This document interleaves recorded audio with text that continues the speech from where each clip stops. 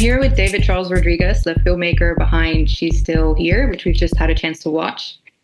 David, you have an incredible body of work. You've previously worked on Gay Chorus Deep South, which won a Tribeca in 2019, I believe, as well as the Netflix series about the Brazilian soccer player Neymar and the Apple TV series Omnivore, correct? That's correct, yeah. Yeah. You have quite I feel like a unique ability to tell deeply personal and culturally significant stories. And I'm excited to dive a bit further into the process of creating this portrait of Genesis with you. So thank you. Yeah. Every single thing I've done is widely different from each other. And that's what keeps me on my feet and passionate. But the reality is, of everything I've ever done, this film about Genesis was definitely the most personal and the closest to who I am and the culture that I love. Okay, because you were originally born in Brazil, right? I'm kind of a stray dog. Okay. My mother's Greek, my dad's Brazilian. I was born in Boston. Okay. But when I was 8 years old, I moved to Brazil, and I lived in Brazil till I was 25. Oh, wow. Before moving to California. Yeah. Right, because since I also feel like your work delves into cultural and social topics, and often like it presents figures who challenge norms and embraced transformation in one way or another, I feel maybe could you share how your personal journey influenced your storytelling? Yeah, it's interesting because I never quite accepted the fact that I didn't belong. I was always the other. Right? Like growing up when I was little in Massachusetts, I was like the weird Greek kid because I grew up in a very strong Greek community there. And then when I got to Brazil, I was the American kid. And then when I came back to America, I'm the Latino guy. And I don't really know who I am. Right. But at the same time, that's when I discovered exactly who I am. And that sense of identity and that search for identity is something that I started to understand became a huge entry point and interest in the work that I do. I remember going into the rehearsal, the very first time I filmed with the gay chorus, the San Francisco Gay Men's Chorus. So Gay Chorus Deep South is a film about the SF gay chorus doing an anti-Trump tour in the South of America a year after Trump won the election in 2016. So we may have to do a sequel very soon, but unfortunately.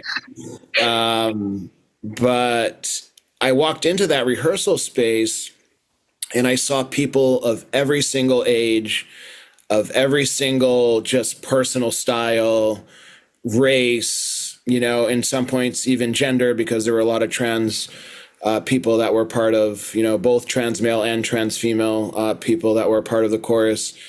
And although I didn't identify as being a part of that group at that moment, I did realize that the fact that I've been othered my whole life was the point of entry and the thing that really connected me. And then by that time I was already, I already loved Jen's work and I just loved how Jen touched on really important human matters such as unconditional love and, the ability to be yourself, knowing that you can be many versions of yourself in such creative and extreme ways. And that's been something I've always been very drawn to. Since I was young, very young. I would always write short stories and, I started my creative career as a graphic novel writer. And that was always, looking back, I didn't know then, but looking back, that's always been very present in my work. Finding very kind of surreal or creative ways, but then to communicate very deep, important messages always played a role. And I think that's what kind of brings it all together. So you were already familiar with Genesis's work and the interpersonal relationship. How were you initially introduced to them? Yeah, I mean, when I was a teenager in Brazil, I was kind of a goth kid and I loved industrial music. And I knew of Throbbing Gristle. I really liked Psychic TV even more, because it was all over the place, and I kind of was all over the place too. You know, it had acid house, it had folk songs, it had industrial. You know, every song was a different genre, and it was very poppy and accessible in a way as well, and very poppy and very accessible. And I've kind of always been that way, so I feel like I identified closer to Psychic TV, and it was very visual too. Yeah. But it wasn't only until I really discovered Jen's art in the books that I really went down a rabbit hole and was like, wow, this person gets me. That, you know, I really value what this person is communicating to the world. I wish way more people could know this.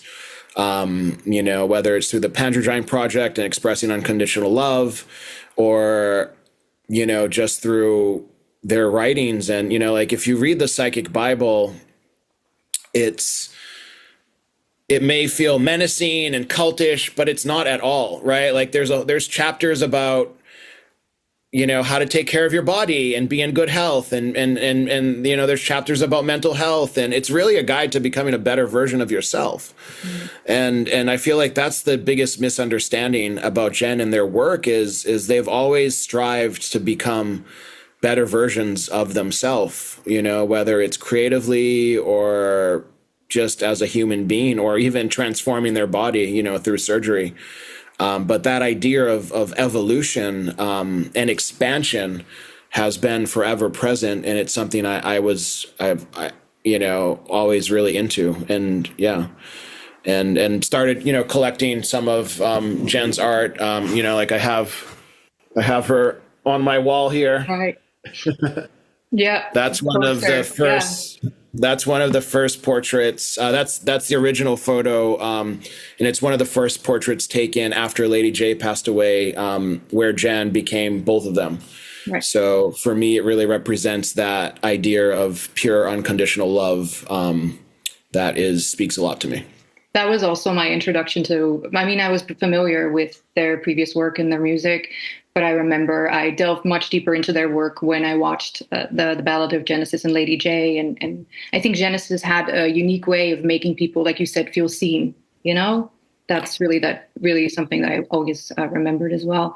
So I read somewhere that Genesis came to you in a dream. Is that what sparked the interest in this project? Was this originally supposed to be a documentary about a secret psychic TV gig?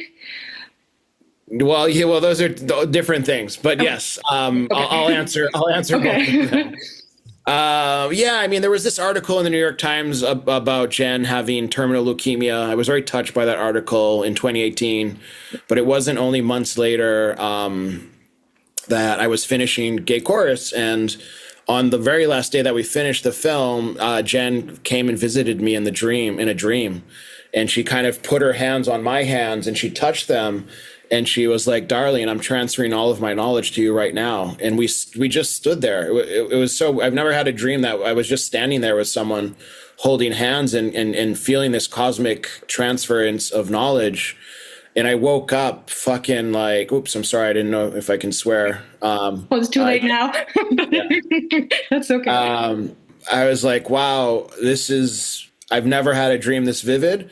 And I promised myself one thing: just because it was an amazing dream, it doesn't mean I needed to make a film about it. So I was like, I'm not going to make a film about this. Right. I'm going to accept it as a cool dream. And then the ideas just started growing and growing. And then there was a series of other coincidences that led me to meeting Jen. And we were, you know, I flew to New York from LA to meet with her for 1 hour. That's what we had scheduled. Okay. And that 1 hour turned into a 12-hour hangout. And towards the end of that hangout, I finally got the courage or the comfort to tell her about the dream. Knowing Jen now, I should have just started with the dream. It would have been so much quicker to engage. But I told her about the dream. She laughed. She pulls out this book that she had just published of her conversations with Brian Geisen. And to be very honest, I knew who he was, but I didn't really know much about him until I started making this film. And in the book, there's a quote that's in all caps that says, it's a Brian Geisen quote, and it says, "Wisdom can only be passed through the touching of hands," which was literally how Jen transferred her knowledge to me in my dream. I had no idea. I had never seen that sentence before in my life. And then we just start laughing, and then we make this spiritual agreement that I was going to do the same. And initially, it wasn't about making a documentary. It was, every time I'm in New York, I'm going to sit with you and we're going to have these really in-depth interviews and conversations. If it becomes a documentary, great. If not, it's going to become, a repository of your knowledge for the future. And then we started filming, and then things started really feeling really good.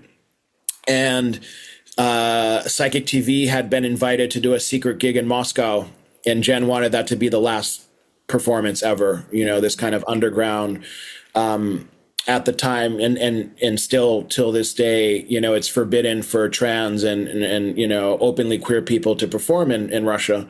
So it would have meant a lot for Jen to have her final performance there. They were going to do one in St. Petersburg and one in Moscow, and we were going to anchor the whole film around that. We even had our tickets booked, and then Jen's health really declined around that time, and they had to cancel the tour. And I just, we just had to pivot, and it was it was very sad that wasn't able to happen. But for the film itself, it was the best thing, because it stuck with its pure intent of collecting that knowledge and passing it on to future generations. And the best thing I did, I filmed Jen 6 times in 1 year. I filmed her on camera 3, and then she got very sick, and I felt that it just wasn't right to continue filming her. I actually found that so poignant in the documentary, the switch to audio only. I was actually going to ask you if that's something you deliberately did. It was very powerful. Yeah. Yeah. I mean, it was / deliberately and / out of respect. Right. But what ended up happening is it really helped Jen open up and become truly vulnerable, and really, a lot of the most endearing and revealing, conversations came from those final 3 interviews. In fact, I just published a book with this company, Hat and Beard, that has the final interview, which was 2 weeks before Jen passed away. And it's completely uncut. Every word that we spoke of that's recorded is in that interview. And it's really, it's a really great way to hear kind of Jen's final recorded words. That's how it came about. Yeah. Because I thought it was the editing was phenomenal, by the way. I actually feel like the cut up technique was applied throughout the movie. Our editor, Dylan Petrillo, did an incredible job. We worked very closely on it, and it's his first film. He's never made a feature film before.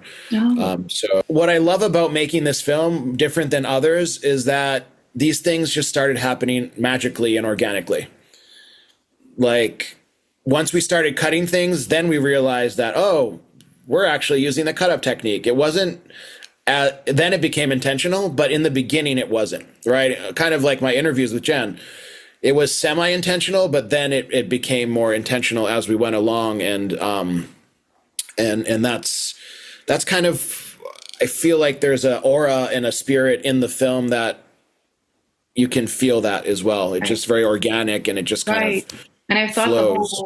The whole thing was very metaphorical. I mean, the interviews and the scenes with the birthday cake seemed kind of foundational, and then interspersed with archival footage. It just felt kind of like drenched in metaphor. While the portrait was being made, you were also making a portrait or painting a portrait of a person who's lived life or many lives to the fullest. Is really what I took from it. How did you decide which aspects of their life to focus on in the movie? Being someone that's lived, 20,000 lives in one, and has such a complex story to thread together, it was very important to start with a very classic structure. And that's why we opted with a classic structure. I truly believe that, and this is just my opinion as a filmmaker, when you have a story that's maybe not as interesting or more simple and more pure, then you can play with structure to make it exciting and different. And, you can use filmmaking techniques to make it more engaging. But if you already have a story that's, too incredible to believe and just, mind blowing and breathtaking and complex and layered, and, then you really need a classic structure to help people understand the beauty of this life. Right. So it started with this classic structure, birth till death. And within those, we started finding these common threads and these common themes, from Jen being a kid and reading Buddhism. That's connected to Topi, of how, they created Topi, of Jen's, performance art with Exploding Galaxy and Coom, understanding that was a limiting way to get their message across. And then to, going into the thread of, Throbbing Gristle, Psychic TV. And then you have, the loves of Jen's life, right? And how those loves were really not just partners, but they were also moments of expansion and evolution. And they really they become mirrors of Jen's own progress and kind of the chapters in Jen's life. Jen was a very, very romantic person, for good or for bad, because with romance, there's both, love and tragedy. And I think that they really anchored a lot of their lives in the relationships they had. And, obviously then with their daughters. I think for me, that was the plot twist, or the kind of the surprise of the film, was when I first heard Jen, one of his daughters called him when we were first starting to film, and Jen suddenly just became dad and became probably the truest version of themselves. And I was like, wow, this is the person I want the world to get to know as well, because it's a really incredible person. And his daughters are just, and when I speak about Jen as a dad, I use the male pronoun because that's how his daughters use it. He just becomes, it's just a really great role model, especially in the world of art and music, right? It's always the same narrative of like the distant father or the drug addict and this and that. And Jen was actually the most extreme and the weirdest of all musicians and artists.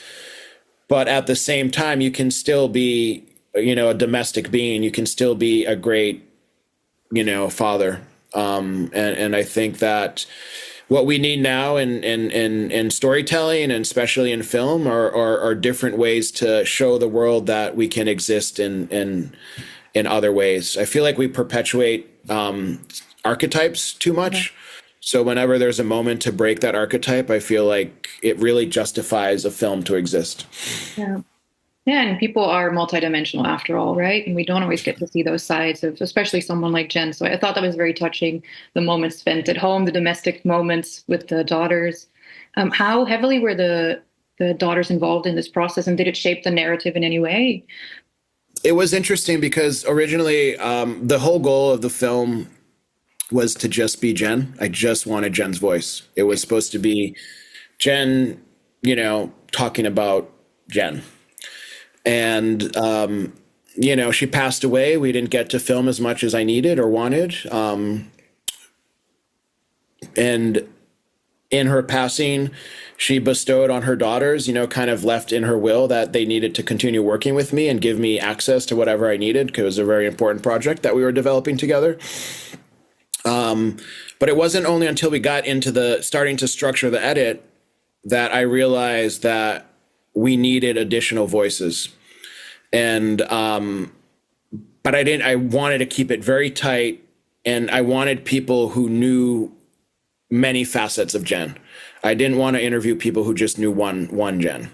And because we needed those voices to help add and explain the complexity and just be able to speak to the different sides. So we first started with Jen's daughters. And then after filming them, it was such a great interview and such a great day where we went to visit their original home in Northern California. And then at the end of the interview, Janess, who runs Jen's estate, his youngest daughter, she was like, Uncle B is going to be in New York. He lives in Thailand. You should really film. You should really interview him. And then I spoke to B, and he was just just an amazing human being. And he's known Jen since, early Throbbing Gristle days, and was close to Jen till their death, and went through all, and was very, very close family friend, as you see in the film. Yeah. So I felt like he could add a really interesting perspective. Right. And then Alice, who I met when I was filming with Jen, Alice, who is in Psychic TV, the last formation, became not just a confidant, a friend, but also a caretaker of Jen's at the end of her life. And that was a perspective that was needed as well. So I decided to bring, Alice into the fold. And then the last person, which kind of is an outlier and kind of breaks my own rule, but as you see in the film, you shouldn't have any rules, or you should be able to break them, was David J. from Bauhaus. We really wanted to tell the fire story at Rick Rubin's studio, because that was really the starting point for the Panzergiant project to exist. So it's an important story to tell, not just because it's a crazy story, but because it has a really important through line into Jen's life, into, probably the most important chapter of Jen's life, which was how Jen and Lady J became one.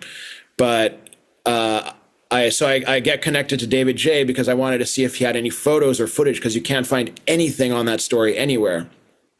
And he immediately just started talking about Jen and sharing his opinions. And, his opinions were very loving, but also very divisive. And he just had really great things to say. So I was like, hey, can we do this on camera? And he was like, absolutely. And I just love, that he's able to add that. But even him, they opened for Throbbing Gristle, right? They knew, he knew Jen throughout all of Jen's life too. And that's kind of how the film was patched together. And that's why, like, every voice in that film is very intentional and needs to add a unique perspective. I didn't want to have people just speaking because they're fans or they're famous or, they're tangential. You had to play a big role in Jen's life to be able to be in the film. So I also wanted to ask, was there something because you spent so much time with Jen, was there something that surprised you or challenged your own views through interacting with them on such a personal level? Yeah, I think it's what I was talking about before of how Jen was a dad. Okay. Papa Jen was really the most surprising, and just this idea of, especially in this day and age, being a positive role model or just veering towards hope and positivity is almost a radical act, right? That's what's punk rock now. Right. I was in San Francisco showing the film last week or this weekend, and kind of a theme emerged. They asked me what message that I hoped would, if there was one message, what I would pick for it to continue. People would take away from the movie, or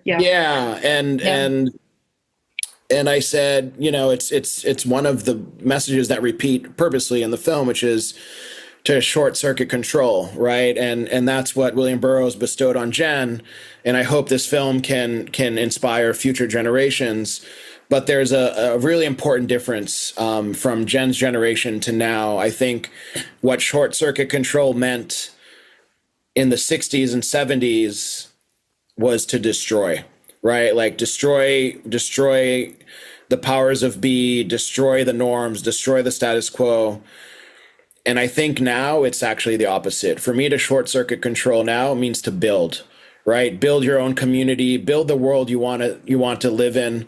Because if you don't do it, nobody's going to do it for you, right? Mm-hmm. Like, government's not going to do it. Billionaires aren't going to do it. The only person that can help you build the world you want to live in is you and the friends that you have in your life. And for me, that's what short circuiting control means today. It's interesting because when I initially watched the documentary, I brought someone who was entirely unfamiliar with Genesis' work, and I deliberately didn't provide any context. And because there's so much out there, it's easy to inundate people with trivia and make it feel overwhelming. And I thought you did such a fantastic job at making it accessible to people that weren't familiar, but also providing really valuable insights for people like myself who had been familiar with their work. And yeah, it was just excellently done. Thank you so much for bringing Oh, this work thank into the you. world. And thanks for bringing this film. You know, I was telling you before we started the interview of how important Amsterdam is for me as a city. It taught me to short circuit control in certain ways. You know, I've had a lot of creative collaborations in Amsterdam. And I have a lot of dear friends that still live there that I love very much. And yeah, I hope this film can continue to be played there and shared. And I hope I can come share it in person next year soon. That would be great. Thank you so much for your time. Thank you. I appreciate it.